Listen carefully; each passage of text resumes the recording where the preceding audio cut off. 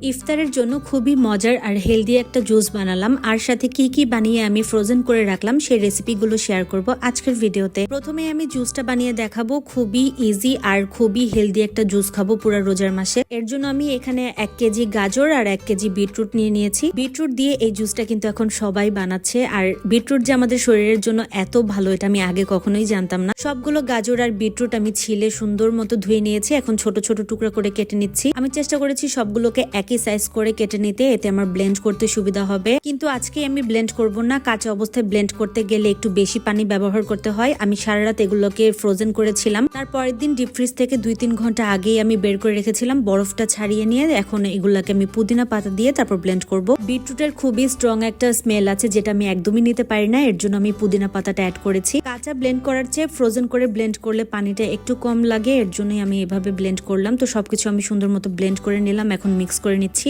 এবার এগুলোকে ছোট ছোট বক্সে করে আমি আবারও ফ্রোজেন করে রাখবো। বাসার সবাই মিলে যেহেতু খাবো, ডেলি একটা করে বের করবো আর সবার জন্য জুস বানাবো। একদম ইফতারের আগে বের করে পানির সাথে মিক্স করলেই জুসটা হয়ে যাবে। আর যখন আমি জুসটা বানাবো তখন শুধু লেবুর রসটা অ্যাড করে দিব, কোনো চিনির শরবত এবার ইনশাল্লাহ খাবো না। তো এভাবে আর কি জুসটা বানানোর জন্য প্রিপারেশন নিয়ে রাখলাম। তারপর আমি বানাবো চিকেন ফ্রাই, একদম কম মশলা দিয়ে চিকেন গুলো মাখিয়ে রাখবো। তো আমার বাসায় টক দই ছিল না, এর জন্য আমি হাফ কাপের মতো দুধের সাথে একটু ভিনেগার মিক্স করে নিলাম। তারপর অ্যাড করে দিলাম 2 চা চামচ সয়া সস, 1 চা চামচ ফিশ সস, 1 চা চামচ করে আদা বাটা, রসুন বাটা আর লাল মরিচের গুঁড়া, হাফ চা চামচ গোলমরিচের গুঁড়া আর হাফ চা চামচ মিক্সড হার্বস দিয়ে দিলাম, আর স্বাদ মতো লবণ দিয়ে দিলাম। এবার সবকিছু ভালো করে মিক্স করে নিচ্ছি। আর চিকেন ফ্রাইটা আমি প্রথমে ভাবিনি যে করব, কিন্তু একদম লাস্ট মোমেন্টে মনে হলো একটু চিকেন মাখিয়ে রাখি। তাই রেগুলার রান্নার জন্য যে চিকেন গুলো কাটা থাকে আমি ওইটা দিয়েই তৈরি করছিলাম। আর এখানে চিকেনের তুলনায় দুধের মিশ্রণটা একটু বেশি হয়ে গিয়েছিল, বাট ব্যাপার না, পরে আমি কর্নফ্লাওয়ার আর ময়দা দিয়ে এটাকে অ্যাডজাস্ট করে নিব। চিকেনটাকে আমি 1 ঘন্টার জন্য ম্যারিনেট হতে রেখে দিয়েছিলাম। এবার কর্নফ্লাওয়ার আর ময়দা দিয়ে আমি মেখে নিচ্ছি। ভালো করে মাখানো হয়ে গেলে এবার একটা বক্সের মধ্যে আমি রেখে ফ্রোজেন করব।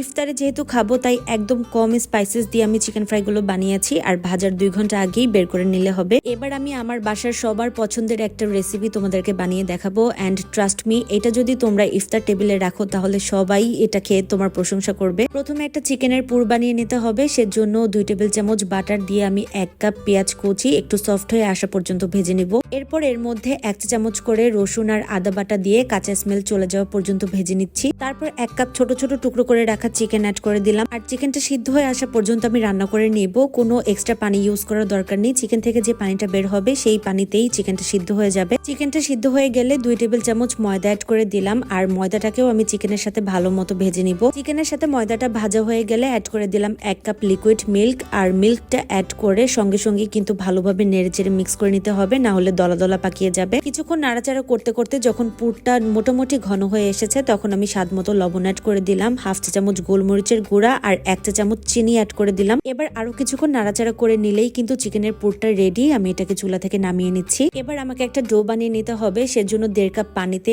আমি 1 টেবিল চামচের মতো বাটার দিয়ে দিলাম। চেষ্টা করবে ডো এর মধ্যে বাটার বা ঘি অ্যাড করে দিতে, এতে খাওয়ার সময় ফ্লেভারটা খুব সুন্দর আসে। এরপর স্বাদ মতো লবণ দিয়ে নিলাম, আর 1.5 কাপ পানির জন্য আমি 1.5 কাপ ময়দা অ্যাড করে দিয়েছি, চাইলে আটাও ব্যবহার করা যাবে। সবকিছু একসাথে মিক্স করে নিয়ে যখন মোটামুটি একটা ডো এর ফর্মে চলে আসবে তখন আমি চুলার জালটা বন্ধ করে নিব, এন্ড খুব ভালোভাবে ডোটাকে মিক্স করে নিব। হালকা যখন একটু ধরার মতো ঠান্ডা হয়ে আসবে তখন খুব ভালোভাবে মথে মসৃণ একটা ডো বানিয়ে নিতে হবে। বেশি ঠান্ডা হয়ে গেলে ডোটা অতটা পারফেক্ট হবে না। তারপর একটা বড় রুটি বেলে নিলাম, এন্ড একটা কুকি কাটার দিয়ে এরকম ছোট ছোট করে কেটে নিয়েছি। একবারে একটা বড় রুটি বেলে নিয়ে এই কাজটা করলে খুবই তাড়াতাড়ি হয়ে যায়। আর রুটিটাকে আমি এরকম করে বেলেছি যে খুব একটা পাতলা কাগজের মতো হবে না, আবার অনেকটা বেশি মোটা পরোটার মতো হবে না। এবার মাঝখানে পরিমাণ মতো পুর দিয়ে আমি রুটির 2 সাইডকে খুব সুন্দর মতো সিল করে দিচ্ছি। যেহেতু এটা সিদ্ধ ময়দা দিয়ে তৈরি তাই রুটির 2 সাইড খুব সুন্দর মতো লেগে যাবে। এবার চেপে চেপে আমি শেপটাও সুন্দর করে নিচ্ছি, এন্ড এভাবে হয়ে গেল আমার হাফ মুন পাই। এইটা আমার বাসার সবার খুব পছন্দের একটা রেসিপি। এই রেসিপিটা এত মজা হয় যে আমি যেদিন এটা বাসায় বানাই সবাই খুব খুশি হয়ে যায়। এখন আর একটু কাজ বাকি আছে। বাটিতে আমি একটা ডিম ফেটে নিলাম, তারপর একটা হাফ মুন পাইকে আমি ডিমের সাথে ভালো মতো গড়িয়ে নিলাম। তারপর ব্রেড ক্রামের মধ্যে দিয়ে আমি ভালো মতো চেপে চেপে কোট করে নিব। সেম ওয়েতে আমি সবগুলো হাফ মুন পাই ডিম আর ব্রেড ক্রাম দিয়ে কোট করে নিয়েছি। দেখো আমার হাফ মুন পাই গুলো মাশাআল্লাহ দেখতে কত সুন্দর হয়েছে। এটা দেখতেও যেমন সুন্দর, খেতেও তেমন মজা। এভাবে হাফ মুন পাই বানিয়ে তোমরা 6 মাসের মতো ডিপ ফ্রিজে সংরক্ষণ করতে পারবে। তো এই যে আমার চিকেন ফ্রাই